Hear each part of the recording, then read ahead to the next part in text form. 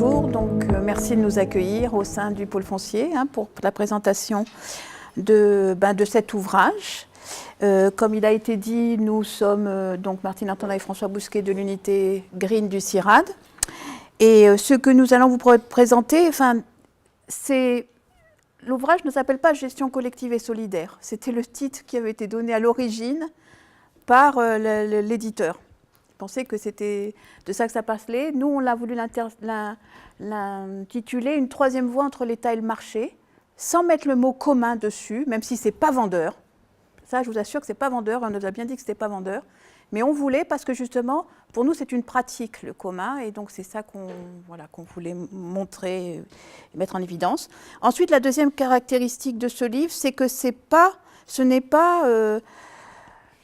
pas vraiment notre pensée en tant que telle, puisque ce qu'on retranscrit, c'est tout ce qui est un travail, un ouvrage qui associe plusieurs collectifs.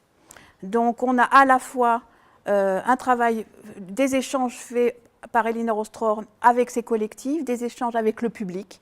Et donc c'est cet ensemble-là que nous vous présentons. Et bien entendu, nous faisions partie, en tant que groupe, de ces chercheurs admis à la discussion, qui ont eu la chance de partager la discussion avec Elinor Ostrom. Voilà, et puis on ne présentera pas d'études de cas, donc vous devrez attendre la suite de l'atelier pour avoir des études de cas et puis pour mettre un peu en perspective ce qu'on aura montré. Voilà. Donc après vous avoir dit ce que cela n'est pas, on va vous dire ce que c'est, cet ouvrage. Donc c'est un dialogue. C'est-à-dire qu'il s'appuie sur plusieurs choses, donc notamment sur la visite d'Elinor Ostrom en France en 2011, que nous avions co-organisée avec des personnes qui sont dans la salle. Il y a eu 2 conférences publiques qu'on a utilisées pour cet ouvrage, celle qui a eu lieu à Montpellier au Quorum et celle qui a eu lieu à l'UNESCO à Paris. Et puis ensuite, 4 ateliers qui ont été organisés à Agropolis avec des collectifs de chercheurs organisés autour de thématiques qu'on va vous présenter. Et puis il y a eu aussi une masterclass avec des étudiants qui a fait partie un peu des éléments de réflexion, mais qui n'est pas exposé ici. Donc au total, ça fait quand même 400 participants à cet échange entre Paris et Montpellier, et puis 35 chercheurs associés aux ateliers. Voilà, c'est ce contenu-là. Ensuite, il y a eu effectivement, donc ça a donné cet ouvrage de synthèse Quae qu'on va vous présenter. Ensuite, il y a eu d'autres événements qui ont eu lieu, qui ont été liés à cette venue d'Elinor Ostrom en France. Effectivement, un prix Nobel d'économie, la première femme en 2009, qui arrive, c'était très couru. Donc il y a eu aussi une rencontre économie sociale et solidaire à Paris, organisée par Roland Pérez, qui a participé à la fois à tous les événements. Il y a eu un doctorat honoris causa de l'Université de Montpellier 1. Il y a eu une conférence à l'OCDE, il y a eu une conférence à l'Académie d'agriculture. Bon, tout ça, ça a donné lieu à d'autres valorisations. Nous, on ne vous rendra pas compte de ça.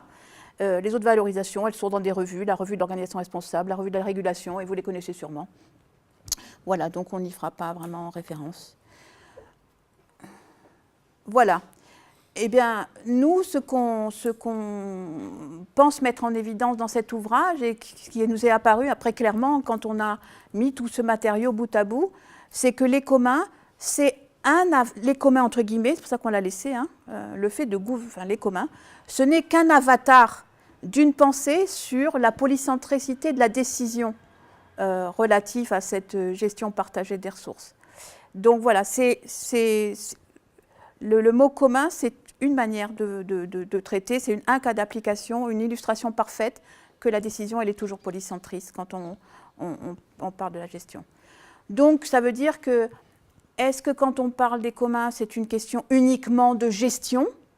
Ben non, non, c'est une question de relation entre les hommes à propos de la nature, et c'est principalement les relations entre les hommes qui sont au centre, et pas tant les ressources en tant que telles. Alors qu'on a, voilà. Est-ce que c'est une question de gestion collective? C'est plus une pensée de l'action collective. Qu'est-ce qui nous pousse à agir en commun? Comment des individus, des groupes se définissent un agir commun? Et en partant au début de 3 niveaux d'analyse. Pour agir en commun, il faut partager quelque chose. Pour partager quelque chose, il faut mettre en place des règles de partage et puis les contrôler, les suivre. Et pour les contrôler, les suivre, peut-être on a plus de chance s'il y a une sanction si on ne les suit pas. et que c'est mieux si c'est nous qui décidons la sanction entre nous, que ça, voilà. C'est à partir de ça. Et ensuite, ça a développé, on va vous montrer, pas à partir d'autres thèmes, mais à partir de cet agir en commun. Puis la troisième fois, est-ce que c'est vraiment de la gestion solidaire, puisque c'était le titre qu'on voulait que ce soit qu'est l'ouvrage. Pour nous, il nous semble que c'est plus une pensée de l'interdépendance. Alors après, il y a tout un champ de travail sur la solidarité, qui peut-être fera partie de la discussion, mais qui n'est pas vraiment celui d'Elinor Ostrom. Elle ne pose pas ça sous l'angle de la solidarité, mais plutôt sous l'angle de l'interdépendance entre les hommes, des hommes entre eux et des hommes envers la nature. Et donc, dans un contexte donné, dans un contexte qu'on va investiguer. C'est ce contexte qu'on va regarder, dans lequel va se bâtir cette interdépendance et va se définir cette interdépendance. Et ce contexte donné, elle a commencé par l'appeler une situation d'action, puis vous allez voir dans l'ouvrage comment ça a évolué au fur et à mesure. Donc le voilà, il n'est pas en couleur, j'ai pas réussi, voilà Françoise qui est l'éditrice de la maison d'édition est là, j'ai pas réussi à le copier en couleur, mais voilà à quoi ressemblera cet ouvrage, voilà, qui est un ouvrage donc collectif et que nous coordonnons, juste, voilà. Donc la sortie, il est inscrit pour le mois d'août, tu confirmes Françoise? C'est la version électronique qui sera mise en libre accès est prévue a priori pour la mi-juillet, entre le 15 et le 20 juillet maximum. Et la version papier imprimée, en revanche, là, effectivement, ce sera une autre. Merci Françoise. Merci. Bon, je prends la main. Vas-y. Voilà, donc on va présenter en différentes parties. On va commencer par une première partie qui est de présenter un peu ce que Ostrom, Elinor Ostrom, quelle a été sa trajectoire et ce qui en est sorti. Ensuite, on vous présentera ces interactions avec des chercheurs, avec le public, ce que un certain nombre de personnes dans les ateliers ont posé comme question et des éléments de réponse d'Elinor Ostrom. Et on finira, avant la conclusion, par vous parler de deux grandes questions qui nous ont semblé intéressantes à extraire de cet ouvrage et de ces histoires. Donc commençons par un peu de trajectoire pour ceux qui ne connaissent pas et qui est Elinor Ostrom. Donc au début des années 1960, Elinor Ostrom est étudiante à UCLA en Californie. Elle apprend les sciences économiques et les sciences politiques, et elle est élève de Vincent Ostrom, avec qui elle se mariera après. Et elle étudie les processus de mise en place. Elle a un stage, enfin un cas d'étude à faire, qui est de prendre des nappes phréatiques et de comprendre les processus mis en place pour faire face aux problèmes de croissance démographique et de manque d'eau. Et elle fait ça avec, Vincent Ostrom a donné à plusieurs étudiants le même travail sur différentes nappes, sur différents systèmes hydrologiques. Voilà, donc elle travaille là-dessus et en 1968 apparaît l'article de Hardin, donc, qui s'appelle « La tragédie des communs ». Je pense que tout le monde connaît à peu près. Bon, elle présente le fait que ce que disait la théorie portée par Hardin, qui est toujours très enseignée, elle le disait quand elle est venue, qui est encore très enseignée aux États-Unis, est en contradiction avec ses observations et avec les observations qu'elle a avec ses collègues en comparatif. Pour lesquels il n'y a pas besoin d'autorité supérieure ou de privatisation de la ressource pour qu'il y ait une gestion de celle-ci durable. Ils observent ensemble que les usagers mettent en place des règles, les suivent. Voilà, donc ça c'est une réaction à ce travail important. Ensuite, elle est jeune chercheuse en Indiana et elle va travailler sur cette idée de polycentricité qui était le travail de Vincent Ostrom et de, je ne sais pas comment ça se prononce jamais, de Thiebout ou Thiebou, je ne sais pas. Et donc elle continue son travail sur cette idée de polycentricité, c'est-à-dire que La théorie à l'époque disait qu'en tout cas pour l'administration, la multiplication des organisations conduisait au coût et à l'inefficacité. Il fallait simplifier, avoir moins d'organisations, toute cette redondance, tout ça, ça posait problème. Et le travail de Vincent Ostrom et ses observations, où elle travaille à ce moment-là sur la police, à nouveau contredisent cette théorie. Vous voyez, à nouveau, c'est un peu le même processus. Elle a un travail empirique, elle a des travails comparatifs, et elle s'en sert pour critiquer des théories existantes. Et puis ensuite, au début des années 80, elle le pose à travers un accueil à l'université de Bielefeld en Allemagne. Elle va commencer à travailler sur un cadre conceptuel pour travailler la diversité des institutions. C'est là qu'elle va commencer le travail sur les communs. Vous voyez que les communs arrivent un petit peu après. Et elle observe qu'il y a une grande diversité institutionnelle, il y a une multiplicité de formes d'appropriation, etc. Donc elle, son travail, c'est à partir de tous ces travaux empiriques, tout ce qu'on a observé, ces bases de données sur l'irrigation au Népal, ensuite sur la forêt ailleurs, etc., est-ce qu'on peut tirer des régularités? Est-ce qu'on peut observer des choses? Et c'est là qu'elle va beaucoup produire à ce moment-là sur les communs, qu'on va voir un petit peu après. Et après, une troisième phase de sa carrière, elle va... à la fin des années 90, fin des années 90, elle va s'orienter vers les systèmes socio-écologiques qui ne sont pas déconnectés ni de la polycentricité ni des communs, mais elle va faire une recherche sur ce thème-là. Voilà. Juste les communs, de quoi on parle? On le met au début. Alors, ce tableau est connu et elle y a beaucoup fait référence après l'avoir emprunté à Samuelson. C'était l'idée de ressources, de common pool resources, c'est-à-dire de dire, bon ben, elle le place par rapport à d'autres types de biens, donc en fonction de deux caractéristiques, qui sont la capacité de soustraire à la ressource à l'usage d'autrui, est-ce que j'ai des rivaux pour cette ressource, et l'autre, est-ce qu'on peut exclure des gens ou pas? Voilà, donc en fonction dans ce tableau, en fonction de la conjonction de ces deux critères, eh bien, vous avez des biens publics, il y a peu de rivalité, c'est très difficile d'exclure des bénéficiaires potentiels, on ne va pas passer toutes les cases, mais le bien commun est là, c'est-à-dire qu'il y a forte rivalité et il y a une forte difficulté, les ressources communes, et une forte difficulté à exclure les bénéficiaires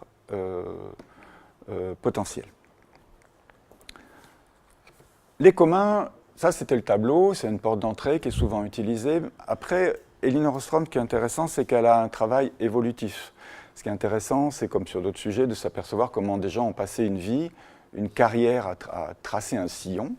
Et donc, en fonction de l'avancée de ses travaux et de l'angle auquel elle s'intéressait, il y a eu d'autres définitions. Donc, par exemple, on va en sortir deux. Une où elle a une entrée par les ressources, c'est là où elle parlait des Common Pool Resources,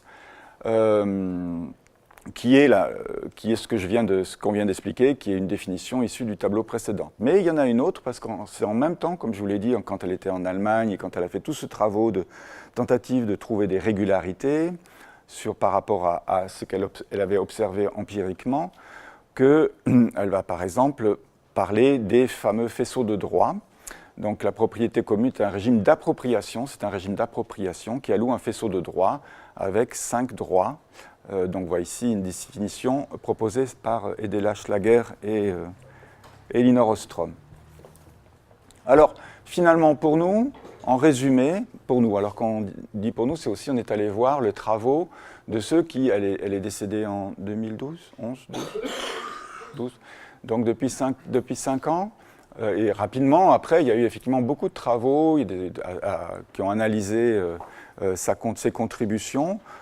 Donc dans ce que nous en avons aperçu, et bien entendu en accord avec ces synthèses, on voit qu'il y a 3 parties que vous avez vues à travers son histoire personnelle, qui est vraiment un travail sur la polycentricité, notre idée avec d'autres, mais notre thèse, c'est que c'est ça le fondement de son travail, comment différentes entités, différentes unités indépendantes et reliées gèrent, gouvernent une ressource, un commun. Là-dedans, un cas très important, une étude très importante, bien entendu, c'est pour ça que Martine parlait d'Avatar, sur les communs, donc tout ce travail sur les régularités, faisceaux de droit, on verra les principes directeurs, le fait qu'il faut des confiances, c'est tout un tas de travail.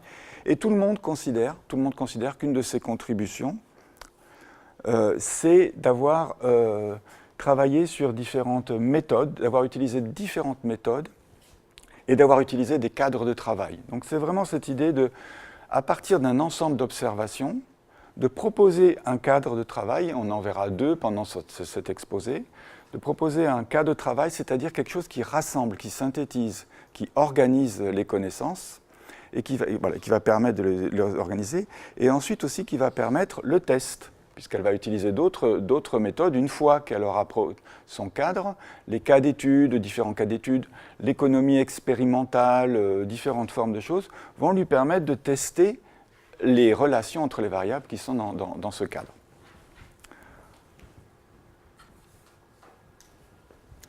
Oui, donc la contribution d'Ohrström, comme a dit François, c'est vraiment une histoire un peu d'évolution de théorie, enfin de construction pas à pas de théorie et d'évolution. Et ça veut dire que, pourquoi on dit que c'est une histoire des théories? Parce que c'est des théories qui sont relatives à la science politique, à l'économie, à la sociologie. Il vous a montré comment elle a travaillé dans des réseaux de sciences politiques avec son mari, dans des réseaux autour de la sociologie ensuite, de la sociologie politique. Vraiment, c'est un cadre qui peut être mobilisé par plusieurs théories. C'est aussi des théories bâties dans des cadres scientifiques différents, parce que ça aussi, elle a construit des réseaux scientifiques pour développer. C'est un travail collectif aussi. Il y a tous des réseaux autour de l'IASCP et du workshop en théorie et analyse des politiques aux États-Unis. Et puis, après, le travail fait sur les systèmes socio-écologiques au sein du Stockholm Resilience Center, par exemple, où elle a été associée. Donc, c'est aussi une histoire des théories dans des institutions diverses, dans des disciplines diverses qui évoluent. Alors, et comme aussi François vous l'a dit, ça part toujours d'une critique, en fait, d'une théorie dominante. Hein. Et donc, les critiques, ça a été, ce qu'elle a contesté, c'est l'action collective n'est pas efficace. Ce qu'il faut, c'est même à un moment, on disait même que c'était interdit, les cartels, enfin, tout ce qui pouvait être activité menée en commun, c'était pas bon du tout. Donc, elle a quand même contesté ça, cette histoire que l'action collective n'était pas efficace. Elle a contesté aussi que les droits de propriété bien définis, etc., étaient une nécessité pour gérer les ressources et être sûr que les ressources avancent. En montrant, voilà. Et puis elle a contesté l'idée que les institutions étaient obligatoirement à simplifier, et qu'un monde simplifié était un monde qui gérerait mieux. Et ça, je pense qu'il faut s'en souvenir. Enfin, on ne peut pas tout vous dire, mais c'est vraiment les points importants. Et donc, de cette critique, de quelques points très précis qu'elle a contestés, eh bien, du coup, elle a proposé, et c'est ça ça montre aussi la démarche scientifique, c'est que c'est bien de critiquer, mais c'est bien de proposer quelque chose derrière. Donc, elle a quand même proposé une grille, un cadre conceptuel à elle, voilà, qui permet de traiter ces fameuses questions et puis de montrer comment on peut avoir des hypothèses. Et l'idée de son cadre conceptuel, ça sert à quoi? C'est quoi ce cadre conceptuel? Son idée de base, c'était qu'on aurait le même cadre pour étudier de la même façon n'importe quelle juridiction, n'importe quel marché, administration, toutes les structures qui sont impliquées dans une économie politique complexe. Voilà. Et le même cadre, il peut servir à analyser tout ça. Et on n'a pas un cadre pour l'État, un cadre pour les communautés, un cadre pour le marché. Celui-là, il permet de tout regarder. Voilà, c'est ça l'idée de base de ce cadre d'analyse. Et comme ça a été dit aussi également, dans cette histoire des théories, c'est qu'elle n'a jamais oublié de faire le lien entre ce cadre et des méthodes diverses dont elle aurait besoin pour tester les hypothèses qui étaient dans ce cadre. Voilà. Et donc, l'idée, c'est vraiment d'hybrider les méthodes. Ne restez pas dans une seule méthode. Voilà. Tout ne peut pas être fait avec une méthode. Essayez de les hybrider. Le travail, il est dans l'hybridation de ces méthodes. Voilà. Ah, non, il est tout petit. Alors, du coup, dans cette histoire, comment elle a contesté? Maintenant, on a dit ce qu'elle a contesté, comment elle a contesté. Sur l'action collective, qu'est-ce qu'elle a fait? Elle s'est dit, voilà, ce qu'il faut, c'est identifier dans quelles conditions l'action collective. L'action collective, ce n'est pas la réponse à tout. Comme les règles qu'on met en place, il n'y en a pas une seule. elle disait « je déteste le one fits all ». Il n'y a rien qui fonctionne pour tout. Donc, ce qu'il faut, c'est identifier dans quelles conditions l'action collective est possible, sans que cela entraîne des dilemmes sociaux. Parce que son problème, c'est ça, c'est les dilemmes sociaux. Les cas où l'action d'un individu, de toute façon, il contrarie l'action du groupe, quoi. Quand des situations, l'intérêt d'un individu, du groupe social, y compris du groupe social dans lequel il est, sont contradictoires. Et donc son point d'entrée, ça a été toutes ces situations de dilemme, en donnant un peu une autre lecture que la lecture classique était donnée par les analystes de la théorie des jeux. Donc voilà, dans quelles conditions l'action collective est possible? Quand on met en place des règles d'interaction au sein du groupe, entre l'individu, qui permettent la confiance. Je sais ce que les autres vont faire, ils savent un peu ce que je vais faire. On résume, mais on va y revenir. Le deuxième point, par rapport à cette question de la propriété comme modèle unique, la propriété bien définie, claire, et issue un peu d'un modèle évolutionnaire, hein, que les sociétés, elles évoluent vers un modèle un peu, vers une évolution, vers une propriété de plus en plus claire, de plus en plus précise, de plus en plus définie. Ce modèle, il était très répandu dans la littérature. Eh bien, elle dit, non, hein, écoutez, on a plein de situations, et en fait, ce qui est important, ce n'est pas la propriété du tout, c'est l'appropriation que les gens ont des choses. Et cette appropriation, elle est définie par ce qui a été mentionné, ce qu'elle a travaillé à Bielefeld, et avec Edela Schlager, c'est ce faisceau de droits, cet ensemble de droits qu'elle a définis depuis l'accès, l'usage, ce qui a été montré précédemment, et en disant qu'en fait, la propriété, c'est un cas particulier d'appropriation. C'est quand tous les droits d'appropriation sont concentrés dans un même détenteur. Mais ce qui est important dans cette question d'appropriation, c'est que l'appropriation, la détention d'un ou de plusieurs de ces droits définit quand même une position du détenteur.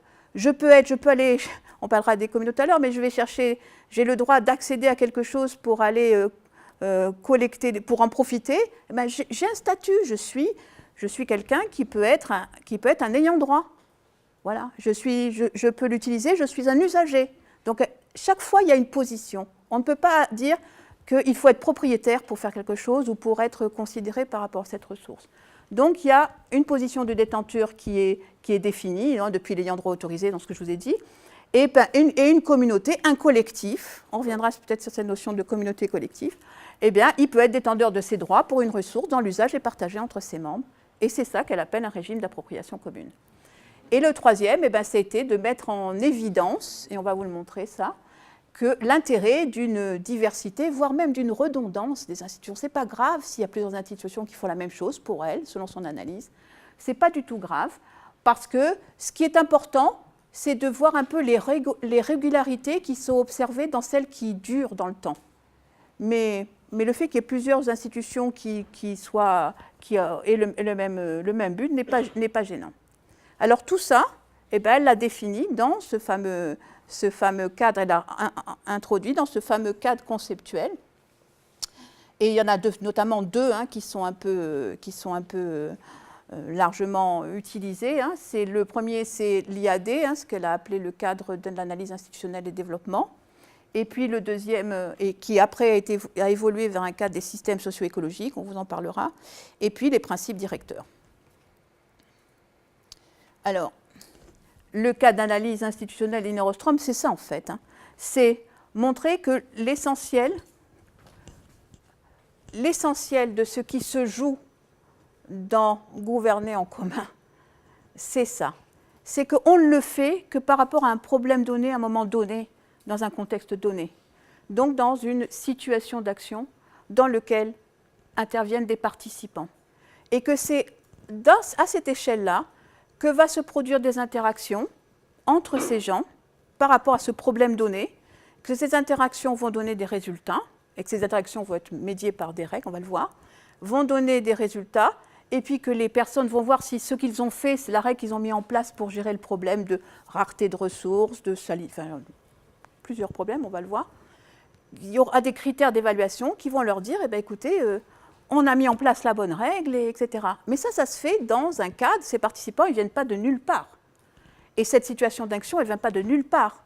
Elle vient du fait que eh ben, ces personnes, elles vivent dans des conditions matérielles et biophysiques. Ils sont dans une forêt où il y a une variabilité de la ressource de la pêcherie qui est utilisée, il y a un climat, il y a une température qui augmente et des concentrations de CO2 qui augmentent dans l'atmosphère. Donc il y a des conditions matérielles et biophysiques. Elle définira d'ailleurs des critères qui permettent de les définir, 5 éléments. Il y a aussi des caractéristiques d'une communauté. Et puis il y a aussi un système déjà existant de règles. Donc ces règles qu'on va mettre en place par rapport à cette situation, elles se situent aussi par rapport à... On a déjà interagi, on se connaît, on a déjà fait des choses. Contrairement à ce qui est montré dans tous les démonstrations mathématiques de théorie des jeux, et on suppose que les gens ne se connaissent pas, que c'est la première fois qu'ils se rencontrent, et qu'ils se voient et qu'ils se trahissent. Mais ce qu'elle dit, c'est que non, on est dans un système où on a déjà du vécu, on a déjà des règles qui fonctionnent, etc.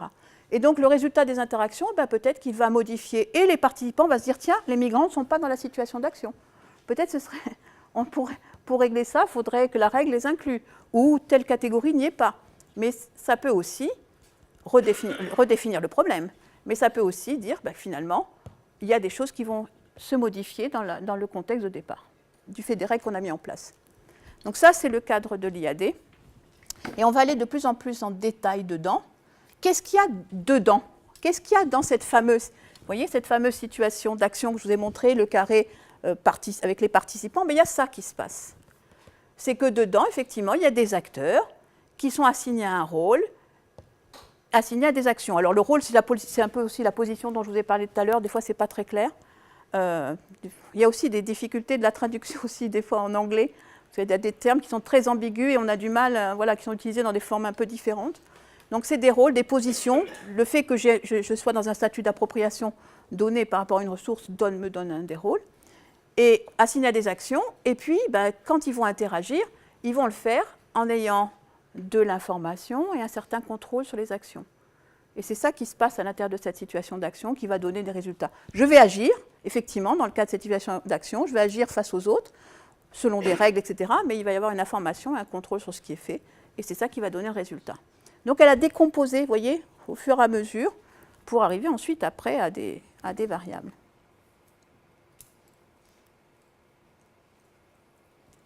Et tout ça, ça peut être testé, du coup. Le degré de contrôle sur le fait que les règles soient respectées, le degré d'information sur les acteurs, sur leur capacité à mettre en place des règles. Vous voyez, il y a tout un ensemble de choses qui ensuite seront testées, et seront testées assez rigoureusement, dans plein de cas pratiques, parce qu'effectivement, on ne vous montre pas, ici on n'a pas le temps de vous montrer plein d'études de cas, mais c'est vraiment basé sur beaucoup d'études de cas, dans vraiment une vision un peu empirico-déductive. On va tester les cas et voir, est-ce que si les gens ont plus d'informations, ils ont plus de probabilité d'aboutir à une règle rapidement, ou d'aboutir à une règle, ou deux, c'est testé.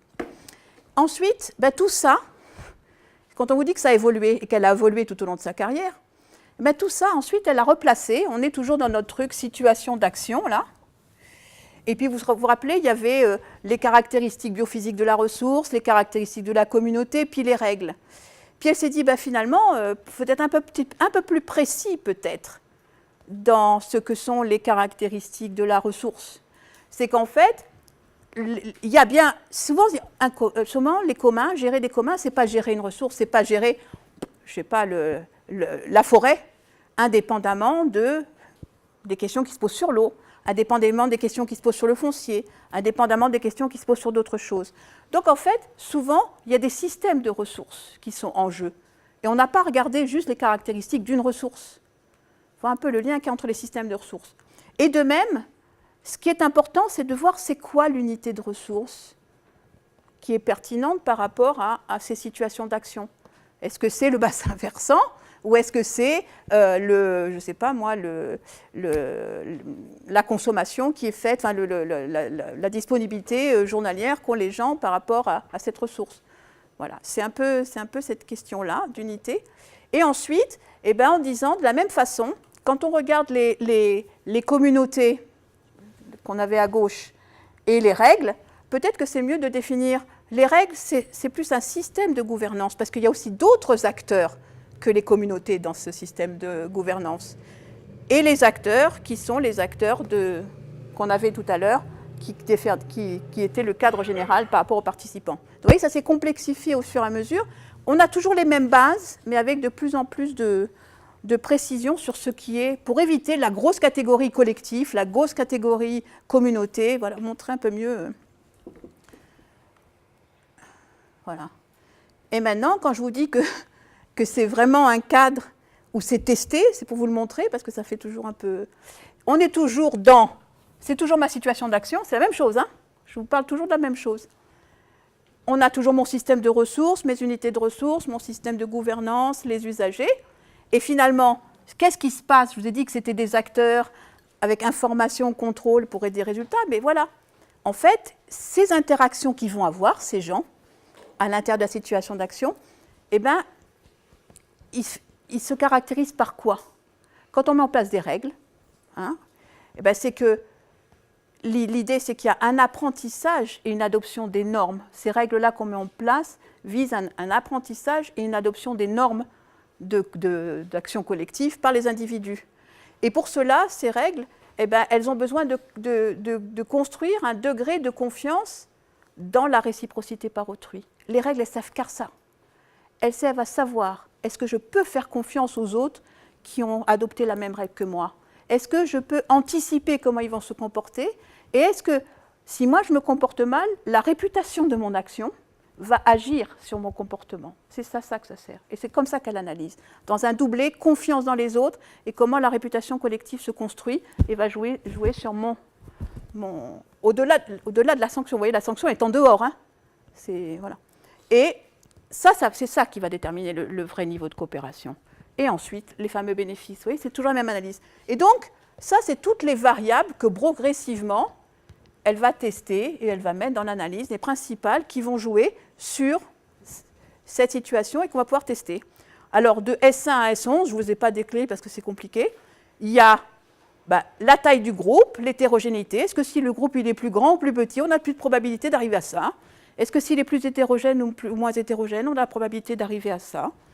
Il y a l'information sur les résultats. Est-ce que si on me donne l'information sur ce que donne la règle, sur la ressource, sur le soin et sur les bénéfices, est-ce que si on donne l'information aux gens, ils ont plus de probabilité de faire des règles ou si on ne leur donne pas, finalement, ils les feront quand même?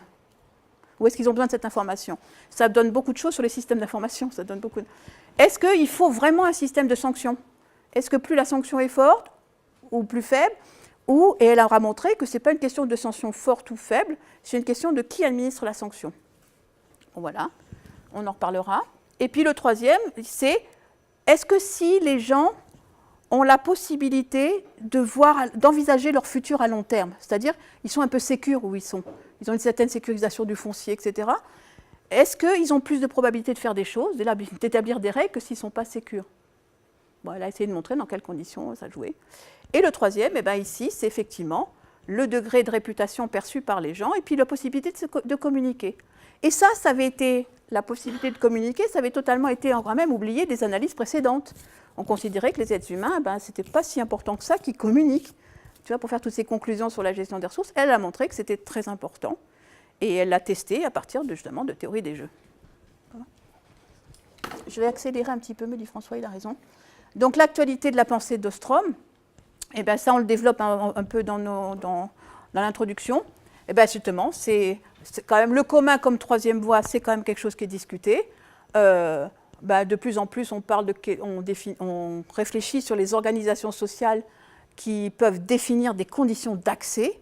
On parle de l'âge de l'accès, il y a plein de publications sur l'âge de l'accès, les conditions de l'accès à des ressources et de l'accès à des ressources qui sont partagées par des collectifs d'appropriateurs. Maintenant, c'est assez reconnu qu'on parle d'Internet, qu'on parle de plein de sujets. Cet aspect qu'il faut une organisation sociale pour gérer ça, c'est assez reconnu. Et puis la question, est-ce que ça conduit à une gestion plus efficace? Il y a plein de travaux en cours sur les gènes, le vivant, l'information, Internet, Gisli-Palson, Stern, le climat. Voilà, il y a plein de choses qui sont faites avec cette même question-là. Et cette question, maintenant, on voit bien que c'est partagé. Et dans d'autres domaines que la gestion des ressources renouvelables. Ensuite, le deuxième point, l'actualité, c'est que voilà, c'est des situations concrètes qui sont analysées, voilà, selon l'approche ostromienne.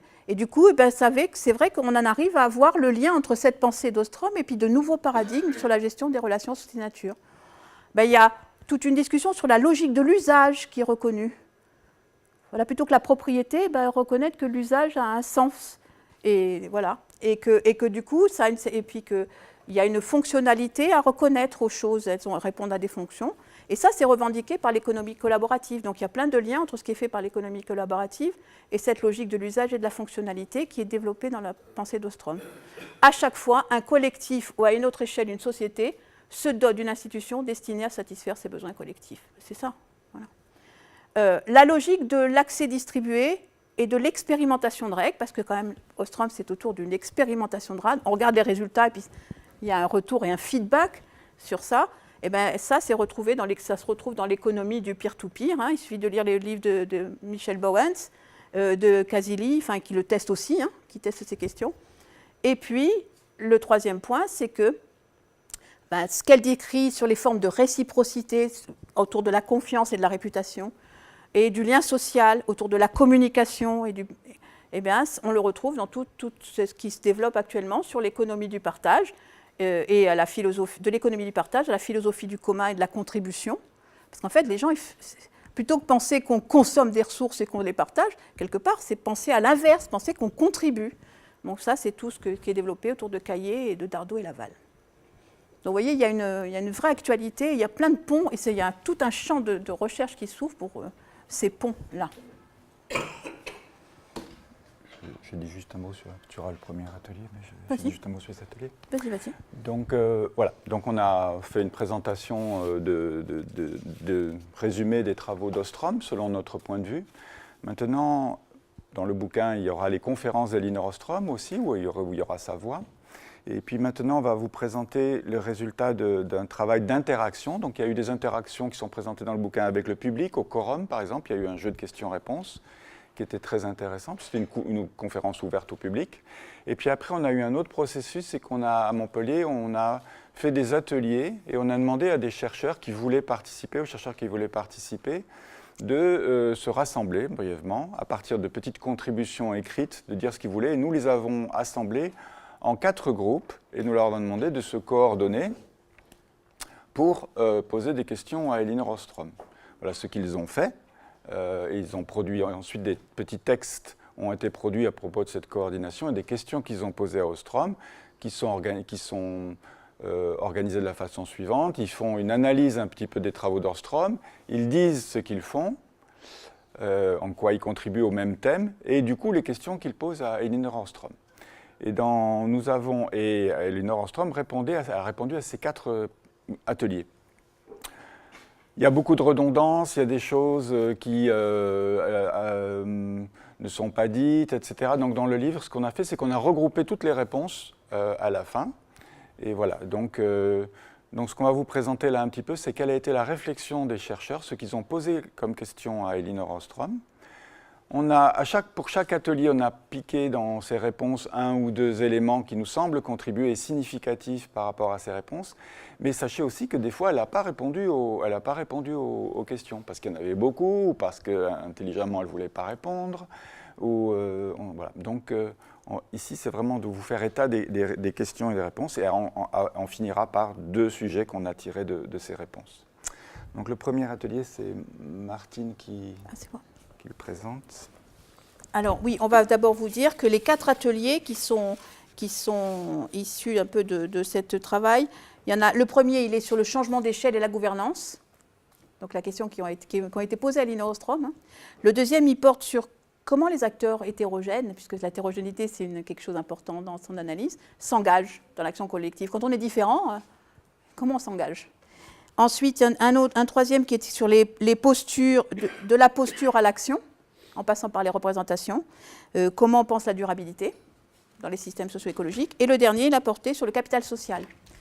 Parce que, voilà. Donc, c'est ça qu'on va vous présenter rapidement. Donc, le premier, sur le changement d'échelle et gouvernance, en fait, là, dans l'analyse d'Ostrom, c'est qu'il y a quand même, une visibilité qui est donnée par son analyse à des situations dans lesquelles des usagers construisent collectivement un cadre d'interaction. C'est ça qu'ils font, ils construisent collectivement un cadre d'interaction et des règles en usage qui leur fournissent, dans un contexte donné, des incitations à se comporter dans le sens qu'ils ont défini eux-mêmes. Voilà, donc ce n'est pas quelqu'un d'autre qui définit l'objectif à leur place, c'est eux qui définissent qu'est-ce qu'ils recherchent donc, dans cette situation. Donc elle a donné une visibilité à ça, mais souvent c'est assez local. Hein, les études de cas qui ont été définies, elle a travaillé beaucoup dans les forêts. François vous a dit dans le domaine de la gestion des nappes phréatiques aux États-Unis. Il y a des choses qui ont été faites au sein du workshop sur l'élevage, etc. Mais souvent, ça avait une dimension très locale. Et puis, de plus en plus, on a vu elle a commencé à s'intéresser, à être interpellée par Stern, par d'autres auteurs, sur le transfert à un niveau plus global. Maintenant, les problématiques, elles sont globales. Il y a le climat, il y a plein de questions qui se passent à un niveau plus global. Est-ce qu'on peut transférer ce que vous avez fait à un niveau local, à votre petit cadre, là, est-ce qu'on peut le transférer à un niveau global? Et Elinor Ostrom a répondu, ben oui, on le peut, hein. Toujours avec cette idée de la polycentricité, on le peut, en adoptant une approche multiniveau, en faisant travailler différents niveaux ensemble, différentes institutions, mais en parallèle au travail au niveau local. On n'oublie pas le local, il faut que ça communique entre le local et les autres niveaux. On n'oublie pas le local, et souvent ça va partir du local.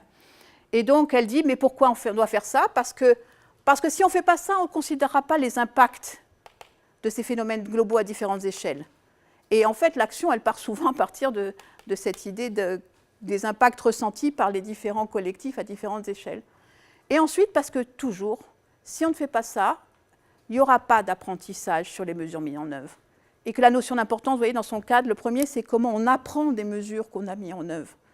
Ben, c'est qu'il n'y aura pas d'apprentissage qui sera fondé sur les différentes mesures mises en œuvre, parce qu'il y en a qui seront mis au niveau local, etc. Si on n'a pas ce dialogue et cet aller-retour, eh ben, on ne pourra pas le faire. Donc, vous voyez, elle est assez critique de la vision un peu top-down.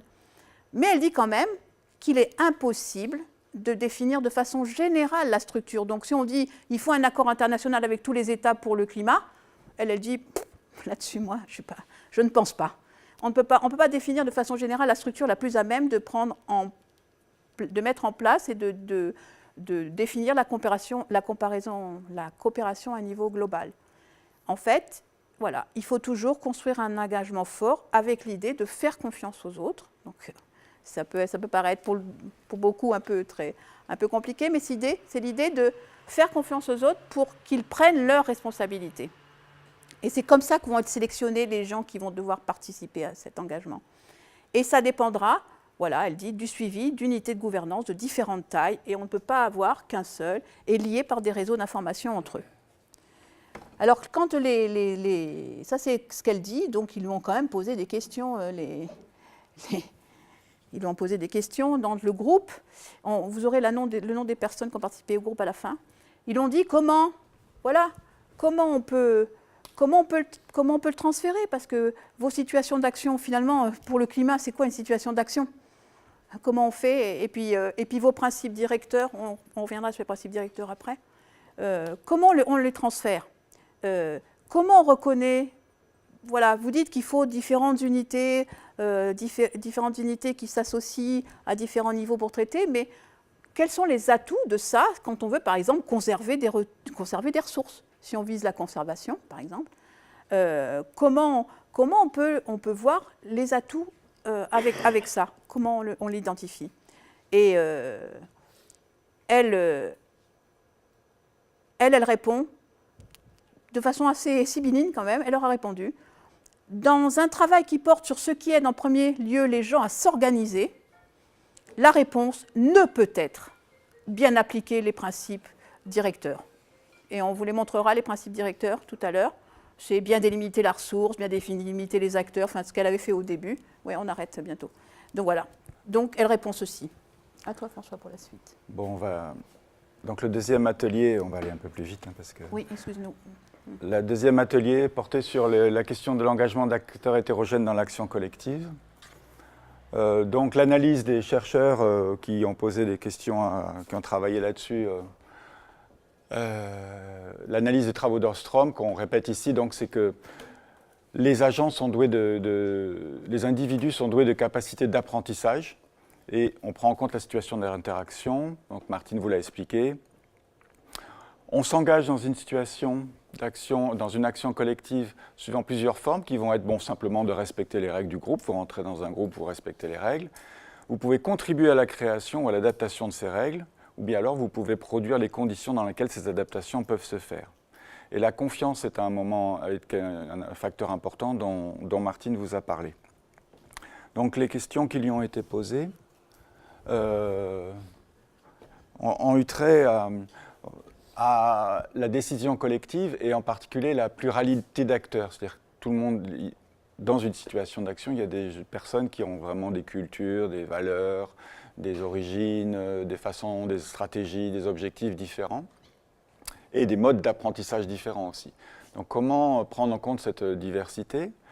Comment, là c'est assez lié par exemple à des questions qu'on a en théorie des jeux ou en expérimentation, comment la confiance, comment ça se lit, comment on lit, comment on interprète les signaux qui émanent des autres individus pour avoir confiance, avec un travail dans le groupe de personnes qui travaillent sur la réciprocité. Est-ce que la confiance, c'est la confiance qui va engendrer la réciprocité, ou bien alors, au contraire, c'est s'engager dans des processus d'échange qui va générer de la confiance? Et sur l'engagement du scientifique, des questions sur la relation entre recherche analytique, qu'on vous a présentée ici, et recherche-action. Donc, comme on vous a dit, on a choisi des éléments dans ces réponses qui contribuent, évidemment, qui ne répondent pas à toutes ces questions. Et ici, ce que nous avons choisi, c'est quand elle a parlé du polycentrisme, donc lorsque des unités de différents niveaux interagissent. Ce sur quoi elle a mis l'accent, c'est que chacune des entités ait une compréhension profonde de ce qu'elle fait, donc une réflexivité, et de comment elle est liée aux autres unités. Donc voilà, un peu abondé dans ce sens d'une compréhension de l'autre par cette idée de comment elle est liée à d'autres unités au même niveau, en faisant partie du groupe. Donc vraiment mettre l'accent sur cette espèce d'idée de connaissance réciproque des autres. Le troisième atelier portait sur la durabilité des systèmes socio-écologiques. Ici, nous avons dans ce groupe et dans le papier qui est le petit groupe qui y est, une analyse assez critique du travail d'Ostrom qui, pour faire bref, va dire bon, mais finalement, vous vous intéressez à la coordination, vous vous intéressez à comment des agents peuvent s'entendre. Il faut donc améliorer la coordination, apaiser les dissensus, voire éradiquer ces dissensus. Or, au regard de leurs travaux, il y a une question importante, c'est le caractère conflictuel de nombreuses situations de gestion. C'est-à-dire comment vous êtes dans un monde de coordination, comment vous abordez les conflits, comment vous les analysez, et voilà ce que vous en avez à dire. Voilà, donc à nouveau une phrase, un élément qu'on a tiré là-dedans, qui ne semble pas répondre vraiment à cette question. Je pense qu'elle n'a pas vraiment répondu à cette question lors des entretiens à ce moment-là. Mais une chose qui apporte un élément de discussion dans ce qu'elle a dit, parce qu'il y a aussi cette idée aussi d'un peu d'hégémonie des communs. C'est-à-dire vous voulez transmettre de la coordination partout, que partout tout le monde se coordonne, etc. Donc là, il y a quand même une rectification qui a trait un peu au type de travaux d'Ostrom. Je ne sais pas comment nous pouvons promouvoir les communs. Son idée, c'est de faire des recherches rigoureuses, sans idéaliser la propriété commune.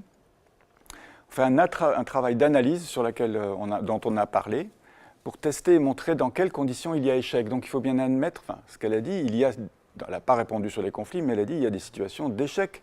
La coordination ne se passe pas, la coordination ne marche pas. Et non, son travail, ce qu'elle a considéré, c'est que son travail, c'est de reporter, de prendre en compte et de faire un rapport sur ces conditions d'échec qui sont signifiantes pour avancer dans la connaissance. Voilà, et pour toi. Ouais, et pour le dernier groupe, donc, rapide, il nous restera transparent.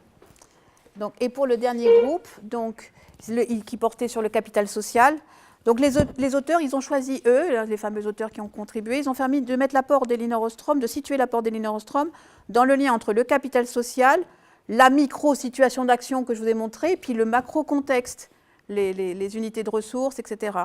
Et donc, avec l'idée de montrer que, dans le micro-contexte, c'est vraiment en quoi le capital social est lié aux attributs spécifiques. Il peut jouer dans le cadre d'attributs spécifiques de la situation dans laquelle les gens interagissent. Donc ça, vous voyez bien que ça est lié un peu à la dimension structure, dans quelle structure ils sont, la dimension cognitive, quelle information ils ont, qu'est-ce qu'ils savent, une dimension organisationnelle.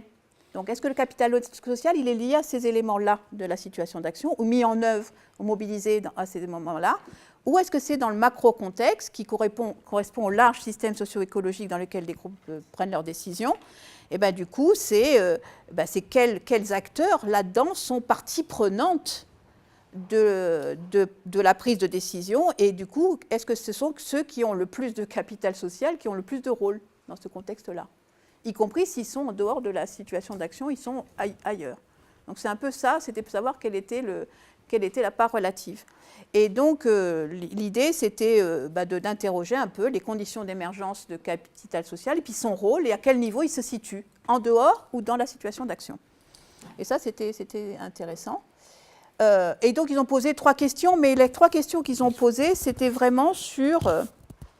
la première, c'était sur les relations entre capital social, action collective et État. Et là, la réponse a été un peu décevante. Ils ont demandé, est-ce que le capital et l'action collective peuvent jouer un rôle de catalyseur pour l'action publique? Est-ce que peut-être les communs peuvent montrer des exemples, et puis après, l'action publique le reprendre, comment ça se fait, ce transfert, etc. Si oui, comment l'État adapte ses actions face à cette troisième voie que représente l'action collective? Et puis, est-ce qu'il est un simple contexte ou il est un acteur des mécanismes d'auto-organisation?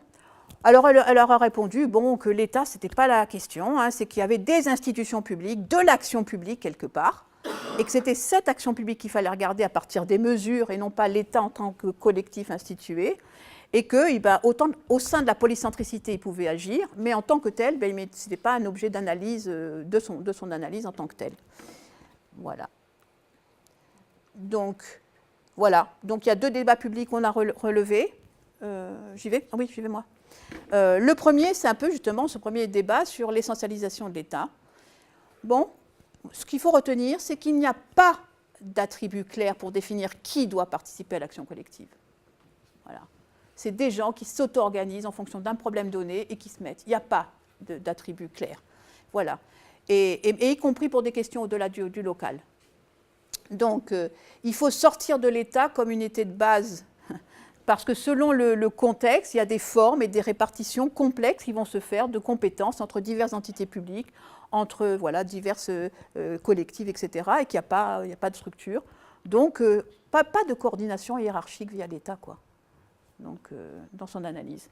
Le deuxième, c'est qu'on peut étendre ça à des acteurs qui ne sont pas localisés sur un territoire. Et ça interroge un séminaire sur le foncier. On peut étendre son analyse à des acteurs non localisés, ni liés à un territoire, à des organisations, à des entreprises, à des gouvernements. Voilà, il y a des attributs divers de tous ces gens-là, des groupes d'individus, qui sont aussi pertinents par rapport à une question. Voilà, que l'État. C'est ça qui est important. Et que l'action publique, elle se voit dans le contexte de la polycentricité, de la décision. Et puis le deuxième, mais quand même, on a des principes concrets. On peut tirer de son analyse quelques principes concrets. Alors, elle est un peu contradictoire, parce qu'elle nous dit, attendez, on ne transfère pas mes design principles, mais après, elle dit quand même, il y a quand même des principes concrets pour définir des arrangements, des accords. Alors, c'est toute cette ligne. Selon quelles responsabilités et quelles règles à suivre. Donc il y a quand même une certaine, dans ces réponses, on avait quand même une certaine contradiction et qui est, je pense, intéressante à discuter. La deuxième chose qu'on veut retirer, là, puis après on conclut, la deuxième chose qu'on veut retirer, c'est sur cette idée d'auto-organisation et de robustesse. Parce qu'il y avait un flou, les gens lui poser la question que tout passait par l'action collective, tout passait par l'auto-organisation, etc. Et donc elle a tenu à faire un petit peu la différence entre 2 choses. La première chose, c'est cette idée des principes directeurs sur lesquels ils sont venus, dont on a déjà parlé régulièrement, c'est la régularité. Rechercher les régularités dans les situations, on observe un tas de situations, et on regarde des régularités qui sont associées au succès, c'est-à-dire à la durabilité. Est-ce qu'une situation a perduré ou pas? Et donc, le succès des systèmes prouve la robustesse des règles. D'accord? Ça veut dire qu'il y a eu persistance. Et donc, ce qu'elle a travaillé sur les principes directeurs, qu'on pourra voir qui sont les différentes règles que l'on observe dans lesquelles on montre qu'il y a une certaine robustesse des systèmes. Donc ça, c'est la première chose. Mais les principes directeurs ne servent pas à parler d'auto-organisation. L'auto-organisation, ça dépend de certain nombre de variables exprimées dans le cadre des systèmes socio-écologiques, mais, elle le dit bien, l'auto-organisation ne garantit pas le succès. Donc elle n'est pas une apôtre de l'auto-organisation. Donc bon, là, il y avait un cas d'étude rapidement. Elle prend 3 pêcheries, elle prend un certain nombre de variables qui sont dans le cadre du système socio-écologique que Martine vous a présenté, 3 pêcheries au Mexique. Elle regarde un certain nombre de variables dans son cadre et elle regarde est-ce que c'est associé à un succès de cette pêcherie, c'est-à-dire que la pêcherie a perduré ou pas. Voilà, donc nous voilà à la conclusion. Oui. Donc j'espère qu'on a répété plusieurs fois, mais j'espère que vous comprendrez que gouverner en commun, les communs, pour gouverner en commun, c'est un avatar de la polycentricité. C'est ça qui est le jeu. Comment on gère de façon pluraliste. Et c'est ça l'enjeu de tout son travail. La deuxième chose, c'est que les décisions par rapport à la gestion des ressources, qu'elles soient locales, qu'elles soient globales, etc., eh bien, ça se fait en prenant en compte un contexte d'action. Et elle disait, le contexte matters. On n'est pas hors sol. On est impliqué dans un ensemble de ressources, un ensemble de relations, un ensemble de collectifs dans lequel on agit. Et que c'est ça qu'elle a essayé de décortiquer pour montrer le niveau relatif d'intérêt. Et puis, la troisième conclusion, c'est que vraiment, on est en ce moment à un vrai basculement, puisqu'elle n'est plus là, mais que ces travaux, ils sont repris et ils vont être repris parce que tout le monde essaie de voir quelles sont les leçons de sa pensée pour passer à d'autres systèmes que ce qu'elle a étudié. Et donc, pour commencer, pour aller de plus en plus voir des grands systèmes socio-écologiques, le climat, etc. Et donc là, on est vraiment au démarrage, même si elle avait commencé, elle avait commencé dès les années 2000-2005, on est vraiment, je pense, à un démarrage de comment cette pensée va être utilisée, retriturée, que c'est intéressant de le suivre quoi, et de l'organiser. Voilà. Oui. Après, bon, vous allez voir, vous allez peut-être être déçus. Vous allez peut-être être déçus de notre présentation parce que non, on n'a pas... Bon, François, il a quand même un peu craqué, il vous a mis le tableau. Moi, je ne voulais pas mettre le tableau. Mais bon, voilà. Non, les communs, ce n'est pas des biens communs. Voilà. C'est quand même ce qui est pris en charge par les gens. Nous, on tient à cette définition, puisqu'on voulait avoir notre position un peu. Voilà, c'est ce qui est pris en charge par une activité de mise en commun. Et c'est cette activité de mise en commun qui le rend commun. Ce n'est pas commun par essence ou commun par nature, voilà. Et comme dit, voilà, c'est une pratique, c'est une praxis, et il y a des gens qui l'ont dit très bien en philosophie morale et politique. On n'a pas parlé des communs, c'est inclusif ou c'est exclusif, parce que c'est le débat. Attention, mettre des choses en commun, c'est un moyen d'exclure les autres. Ben, écoutez, ça fait partie du débat, ça fait partie... Ben là, on pense qu'il y a une pratique rigoureuse des études de cas, il faut faire comme elle. Allez voir, on n'a pas de position de principe, c'est très inclusif, c'est très, très exclusif. Il y a des études de cas, il y a du travail à faire pour montrer. Ensuite, les communs, c'est obligatoirement une communauté, et avec toutes les limites que ça a, cette communauté, ben c'est plus des collectifs qui s'organisent autour d'un problème à un moment donné par rapport à une logique. Alors des fois, ça correspond à un groupement social qui existe, et on y reviendra, je pense, dans vos études de cas, mais je pense que ce débat-là, on ne l'a pas développé parce qu'on a pensé qu'avec les études de cas, il y aurait des questions là-dessus. Et voilà. Et après, ben, moi, ce qui nous intéresse, c'est en quoi, parce qu'on a, au sein de notre équipe, on a développé une approche qui s'appelle l'approche d'accompagnement, de travail avec des collectifs par rapport à cette question de gestion des ressources. Ben voilà, on est intéressé par l'aspect un peu pratique. C'est une praxis. On fait le commun, gouverner en commun, c'est une pratique. On le montre. Et montrer avec le lien avec la démocratie, etc., c'est encore une question qu'on n'a pas traitée là, mais qui est vraiment une question importante et je pense dont on a besoin. Voilà. Et qu'on essaie de traiter. Merci. Ok, ben, merci beaucoup Martine et François pour cette... Pardon, oui, caméra. Pour cette intervention très, très riche qui permet de resituer toute l'histoire de la pensée d'Elinor Ostrom, les différentes reformulations du cadre d'analyse, et puis aussi les points de débat et de discussion de son approche, et effectivement ça rend encore plus impatient de découvrir l'ouvrage, quoi. Donc on veut prendre une bonne vingtaine de minutes de débat. Donc peut-être par 2-3 questions on va prendre effectivement une série de 3-4 questions, retour aux intervenants et deuxième round ensuite, en vous demandant donc d'être à la fois dans les questions et les réponses, d'être concis de façon à pouvoir permettre au maximum de questions d'être abordées. Oui, Philippe Lemoisson, CIRAD. Une question sur le contexte des communautés. Donc il y a le contexte biophysique, il y a des régularités, il y a des règles qui sont apparues, mais faut-il aussi prendre en compte des événements majeurs et des grosses émotions que la communauté a vécues, donc qui ne sont pas des régularités, mais qui sont des événements forts. Bonjour, je suis Emmanuelle Bouquet du CIRAD.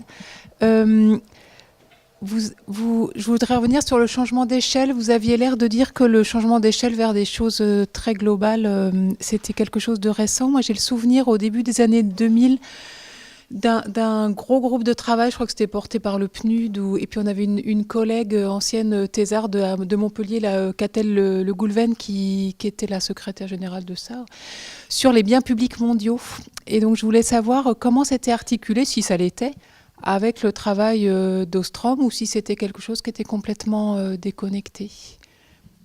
Bonjour, Clara Terville du CIRAD. Moi, ma question, c'était sur l'idée que les communs sont un avatar de la polycentricité. Et je ne trouve pas ça forcément très évident. Enfin, j'ai un peu du mal personnellement à faire le lien entre les deux, puisque quand on parle des design principles, du capital social, des relations de confiance, d'un groupe, d'un collectif, j'ai pas forcément l'impression que tous les cadres qui ont été développés, que ce soit l'IAD ou que ce soit le cadre d'analyse des SES, se prêtent bien à illustrer des relations des systèmes polycentriques, et qu'on doit un peu tordre les cadres qui ont été proposés et les superposer pour traiter de la polycentricité. Enfin, j'ai un peu l'impression qu'il y a une tension entre l'analyse par les communs et puis après rentrer par la polycentricité. Oui, Pierre-Yves Lemeur de l'IRD. Ma question va un peu dans le même sens que la précédente. C'est peut-être la relation entre le commun, donc le commun comme praxis, etc. Ça me va assez bien, l'idée de le commun qui résulte d'une activité de mise en commun. La relation entre ça et tout ce qui tourne autour des logiques d'enclave qui se développent énormément dans des tas de contextes extractifs, environnementalistes, etc. Ça renvoie... Il y a des logiques de mise en commun de quelque chose qui se fait à un échelon localisé, mais qui se fait pour d'autres échelons et qui produit de l'enclave à cet échelon localisé. C'est-à-dire qu'il y a à la fois une mise en commun pour un bien public éventuellement très large, c'est-à-dire l'environnement, qui se fait via une exclusion locale. L'articulation des échelles, c'est aussi une articulation de contradiction entre des événements qui se passent à différents niveaux. Donc je me demandais si cet aspect-là des choses, le lien entre commun et enclave, en gros, avait été abordé, comment il l'avait été, si jamais il l'avait été. Voilà. Sur le contexte et les événements forts, dans le schéma que je vous ai montré, où elle décrit à gauche les caractéristiques biophysiques, les caractéristiques de la ressource, etc. Et bien, il y a dedans des éléments elle regarde à peu près 5 ou 6 éléments, parce qu'on ne peut pas tout regarder. Elle a fait une sélection. Donc on n'avait pas le temps de tout vous présenter, mais on a essayé de choisir, de vous montrer un peu plutôt l'inclusion au fur et à mesure des analyses. Et bien, il y a l'élément variabilité extrême. Alors, elle ne parle pas de choc, elle parle pas de... Mais il y a l'élément variabilité extrême, avec l'idée que c'est vrai que dans un contexte où il y a une variabilité extrême des choses, on a fort peu d'incitation à s'organiser. Elle prend l'exemple de la pêcherie de sardines du Pérou, en disant les gens ils savent qu'une année la ressource elle est là, une année la ressource n'est pas là. On ne va pas prendre de l'énergie pour s'organiser par rapport à gérer en commun ça, puisqu'il y a des éléments qu'on ne maîtrise pas.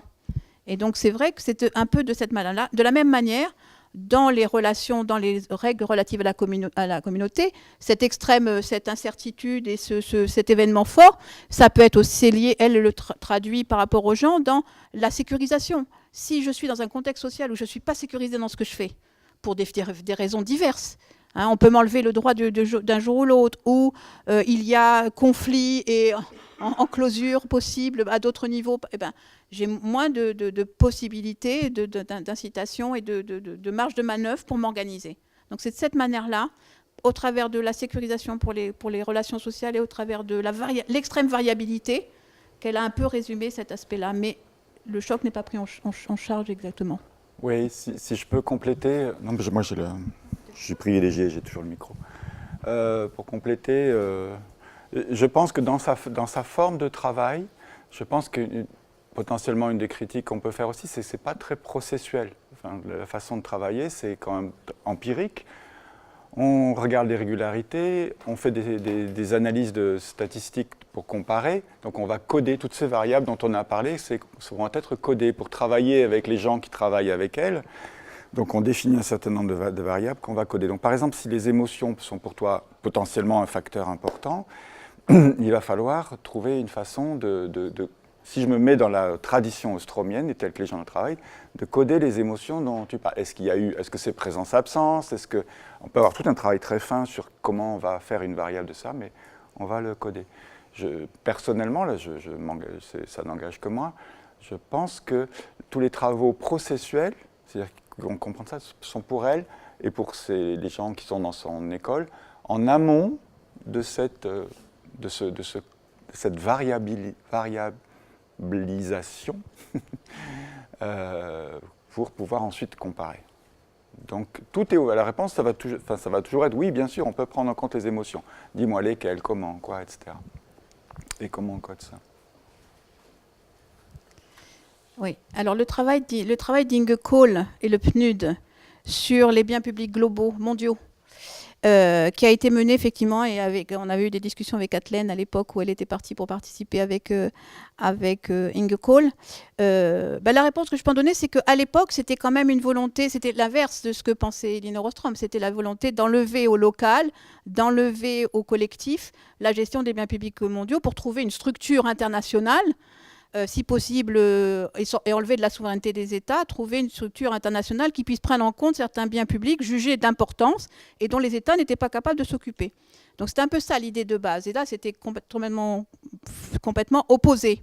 Donc à l'époque, elle avait fait un article elle avait travaillé avec Oran Young, qui lui dialoguait aussi avec Inge Kohl, justement pour préciser sa position. Il y a un article de Science dans lequel elle décrit ça, qu'elle n'est pas du tout d'accord et que donc elle revient là-dessus. Par contre, c'est Inge Kohl qui a évolué. Parce qu'à la dernière conférence de l'AFD de décembre, Inge Kohl était là, elle a présenté son analyse, et son analyse maintenant intègre les variations dans l'usage et le contexte d'utilité différenciée que les gens portent aux biens publics mondiaux, en disant, voilà, mon analyse qui reposait que sur rivalité et exclusion aussi, je reconnais que j'ai besoin d'avoir une gradation un peu plus précise de l'utilisation de ces biens publics mondiaux par les collectifs pour arriver à en parler. Donc c'est elle qui a évolué et je trouve qu'elle fait un chemin qui était très intéressant. Et d'ailleurs, dans un autre travail qu'on est en train de faire, qu'on a fait avec justement plus sur le foncier, parce que vous devez être un peu déçus, on n'a pas beaucoup parlé du foncier là. Mais c'était normal, on présentait l'ouvrage, on présentait le travail collectif qui a été fait, ce n'était pas l'objet le foncier. Mais on a fait un autre travail avec vous d'ailleurs sur le foncier, et ça pour l'AFD. Et là, on fait référence à ce travail de Inge Kohl, à l'évolution de son cadre d'analyse. Et je trouve que là, c'est intéressant, parce que ça montre que ces pensées, elles commencent à percoler un peu. Voilà. La polycentricité, c'est intéressant que tu vois une tension, parce que moi, je ne la vois pas. Alors, je ne la vois pas intuitivement. On va le voir, regarde la définition de la polycentricité, mais intuitivement, c'est le fait de partir de l'idée qu'il y a de la distribution de la décision, qu'il y a de multiples centres de décision à propos de la gestion, de la gouvernance, de partir de cette idée-là fondamentale dans laquelle il s'opposait à une rationalisation, une limitation des centres, qui est toujours d'actualité, en disant que la redondance avait du bon, que c'était par les interactions locales à différents niveaux, à la fois locales et avec les différents niveaux, qu'on avait une meilleure efficacité des services de police, des services de gestion de ressources, etc. Bon. J'en vois pas trop la tension avec les communs. Donc, ce que je te propose, c'est qu'on regarde vite fait la définition de la polycentricité qu'on avait mis en annexe. Pardon. Hop. Bon, on a mis ça en annexe Voilà, c'est cette idée de nombreux centres de décision redondants. Donc, en fait, je réponds à ta question que je ne partage pas cette idée. Peut-être tu peux préciser en quoi tu vois une tension. Ou bien Martine, tu veux compléter? Oui, moi je voulais dire, parce que tu parlais que tu voyais une tension par rapport au principe directeur, par exemple. Voilà. Ben, ce qu'elle dit par rapport à cette analyse, c'est qu'effectivement la polycentricité c'est pas facile à faire, mais dans la mesure où tu prends, voilà, c'est celui-là, non c'est celui-là, dans la mesure où tu considères que tes situations d'action elles sont inscrites là, ça veut dire que tu vas être obligé de prendre les contraintes. C'est vrai que ça pose une difficulté, la polycentricité, mais que c'est comme ça que tu arrives à mieux définir, dans la mesure où c'est enchâssé dans cet ensemble-là, justement, quelle responsabilité chacun a par rapport à ces éléments qui sont dans la situation d'action. Donc c'est par rapport à ça. Et c'est vrai qu'après, ça veut dire qu'il va y avoir des arrangements. C'est que le travail, une fois que tu as repéré, le travail ne fait que commencer.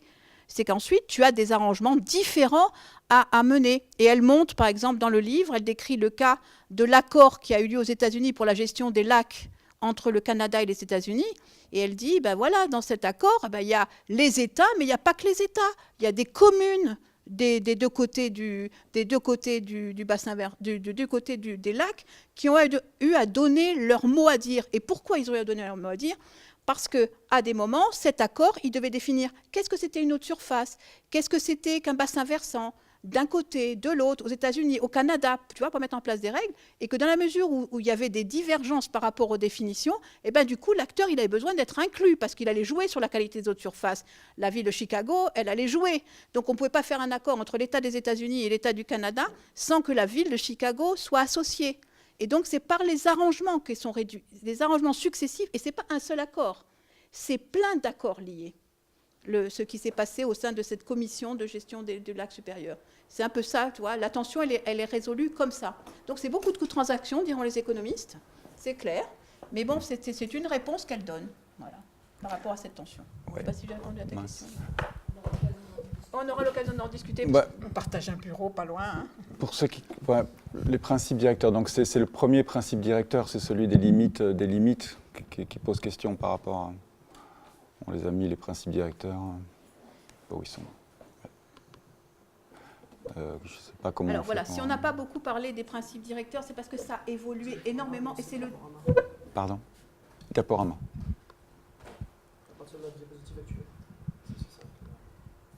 Oui, alors là, on a parlé de la polycentricité, mais les principes directeurs, voilà, c'est quelque chose là qui, en ce moment, est en train d'être bouleversé totalement dans son analyse. Et elle le savait de son vivant, puisqu'elle en parle lors de la conférence, mais on ne pouvait pas tout vous dire non plus. Donc, on a sélectionné. Donc, c'est quelque chose... Elle a longtemps confondu limite de la ressource et limite de la communauté.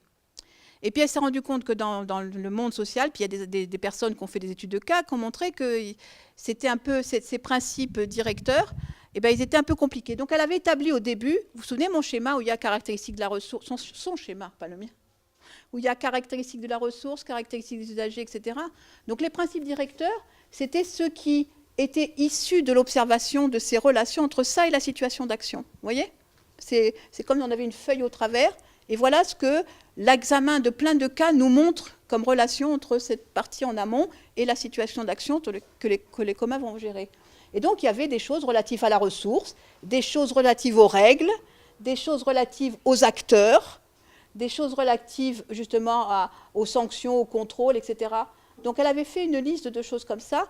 Mais de plus en plus, ça, ce qui a été utilisé, lors de la conférence, elle a dit qu'elle n'était pas contente, elle n'aurait jamais dû appeler ça principe de conception, parce que tout le monde croit qu'il faut ça pour qu'il y ait des communs. Elle dit, moi, ça, donc elle ne voulait plus trop y faire référence, justement. Elle nous renvoyait tout le temps à son cadre des systèmes socio-écologiques, où tout ça, c'est devenu des variables, comme le disait François, vous voyez. Elle le disait, et ça, c'est en train, en ce moment, d'être revu. Alors, il y a plein de gens qui le testent dans un projet, il y a un projet mondial qui teste ça, qui s'appelle le CESMAT Project. Ils sont en train de vérifier, et puis plein d'acteurs, Cox, etc., qui vérifient si ces principes directeurs s'appliquent. Ça, je pense que c'est quelque chose qui va être amené à être revu assez profondément dans les années qui viennent, parce qu'elle avait déjà commencé à le revoir en revoyant ça, en séparant les deux. Voilà, donc c'est quelque chose qui va beaucoup évoluer. Voilà. Et par rapport à la question de Pierre-Yves, donc sur des logiques un peu globales qui ont besoin pour produire de l'exclusion locale, mais le lien avec les communs, c'est quoi? C'est qu'on crée des communs ad hoc? Ouais. C'est justement, c'est quoi le lien d'une approche par les communs face à des mécanismes qui sont des mécanismes qui à la fois produisent quelque chose qu'on peut considérer comme un commun à chaque manipulation, mais qui est considéré, qui fonctionne comme un mécanisme d'exclusion, d'enclave, d'enclosure.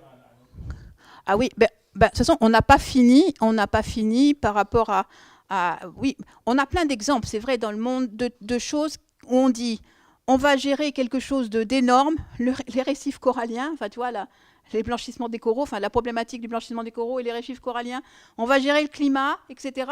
Et puis on se retrouve avec après, au niveau local, une petite entité à qui on demande tu vas appliquer les règles, etc. Ben là c'est bien faire la différence entre ce qui est des communs ad hoc, des choses concrètes, la gestion communautaire des forêts, des pêches, etc. nous a montré plein de choses où on nous a dit que c'était des communs, mais ce n'était pas des communs.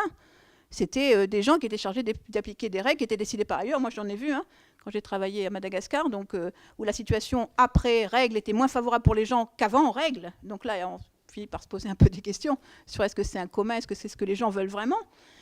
Voilà, je pense qu'on a vraiment à démystifier tout ce qu'on appelle commun et qui n'en est pas, et qui est des choses ad hoc. Et comme ça, c'est facile d'entretenir la confusion, me semble-t-il. Et souvent... Et on a observé aussi que plus le problème il est global à gérer, quand on travaille dans le pays du Sud, c'est ça, plus le problème il est énorme, et plus on dit, ben voilà, c'est à vous de prendre en charge la santé du corail. Et puis si c'est pas bon là, ou l'holothurie, ou tout ce que tu veux, et si c'est pas bon là, eh ben, on vous enlèvera la responsabilité de ceci ou de cela. Voilà. Donc je pense que il y a un vrai abus dans l'utilisation du mot commun pour justifier des processus d'exclusion. Après, qu'il en existe dans certains communs, ben là, il y a des études à voir par les études de cas, mais c'est quand même utilisé beaucoup de façon ad hoc. Et avec beaucoup de... Les bailleurs, ils aiment bien ça. Le problème qui reste, me semble-t-il, chez Ostrom, c'est le temps de la décision. Sur ce plan-là, on a un vrai problème. On comprend bien l'intérêt de la discussion pour arriver à renforcer les liens et entraîner une robustesse de l'organisation. Mais des fois, il y a urgence. À titre d'exemple, si l'actuel président a créé une task force sur la lutte antiterroriste, c'est justement pour ce problème de coordination en service de police, pour ne pas attendre un certain nombre trop de temps. Et là, ça renvoie au débat sur horizontalité, verticalité, pour envoyer à Ricoeur, qui est actuellement le philosophe à la mode. Et là, sur ce plan-là, Ostrom, qui a énormément apporté, on a une difficulté. Pardon, excuse-moi. Merci. Oui, Nadine Vivier. Vous avez parlé des trajectoires. Vous avez présenté d'abord la trajectoire d'Elinor Ostrom. Et je voulais vous demander, elle a répondu à des programmes d'État aussi aux États-Unis. Est-ce que vous pouvez nous dire si l'État a influencé sa théorie, l'orientation de ses théories ou non, l'État américain?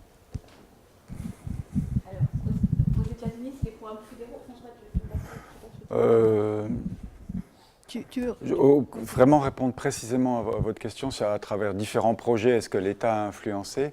Je ne peux pas vous répondre parce que on n'était pas là tous les jours. J'ai pas l'impression, c'était un peu le débat sur l'essentialisation, c'est-à-dire une partie de réponse d'Ostrom, c'est l'État, mais de qui vous parlez? C'est-à-dire, c'est vraiment de différencier les différents agents de l'État, les différentes logiques, toujours dans cette vision de la polycentricité.